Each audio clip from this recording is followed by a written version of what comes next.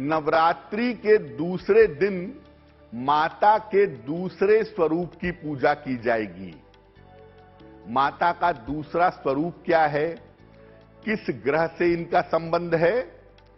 नवरात्रि के दूसरे दिन नव दुर्गा के दूसरे स्वरूप की पूजा की जाती है और नव दुर्गा के दूसरे स्वरूप से ज्ञान और वैराग्य की शक्ति मिलती है।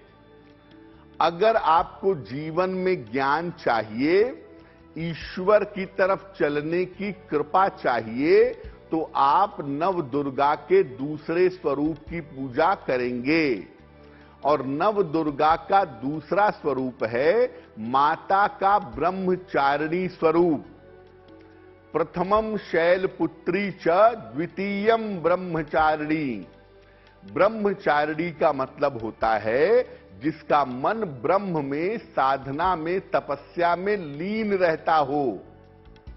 तो माता के ब्रह्मचारिणी स्वरूप की जब आप नवदुर्गा के दूसरे दिन पूजा करते हैं तो आपको ज्ञान की प्राप्ति होती है, आपके मन में वैराग्य पैदा होता है और आप आध्यात्म के, ईश्वर के रास्ते पर चल पाते हैं।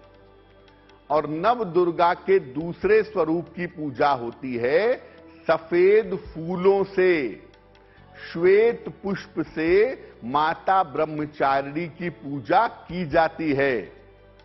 और माता ब्रह्मचारिणी की पूजा में उन्हें शक्कर का भोग लगाया जाता है।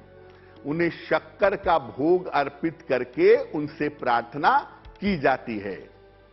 माता के दूसरे स्वरूप की पूजा से जिस ग्रह की बाधा समाप्त होती है उस ग्रह को हम कहते हैं चंद्रमा।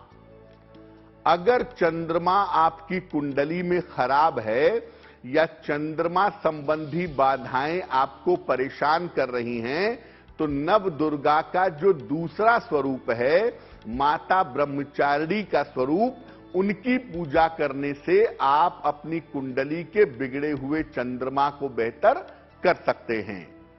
तो नवरात्रि के दूसरे दिन आप माता ब्रह्मचारिणी की पूजा करें, उन्हें सफेद फूल अर्पित करें, उन्हें शक्कर का भोग लगाएं, ज्ञान मिलेगा, वैराग्य मिलेगा और कुंडली का बिगड़ा हुआ चंद्रमा बेहतर होगा। इस बार नव दुर्गा के दूसरे स्वरूप की उपासना होगी 23 मार्च को। 23 मार्च को नव दुर्गा का दूसरा स्वरूप माता ब्रह्मचारिणी, उनकी पूजा उपासना की जाएगी।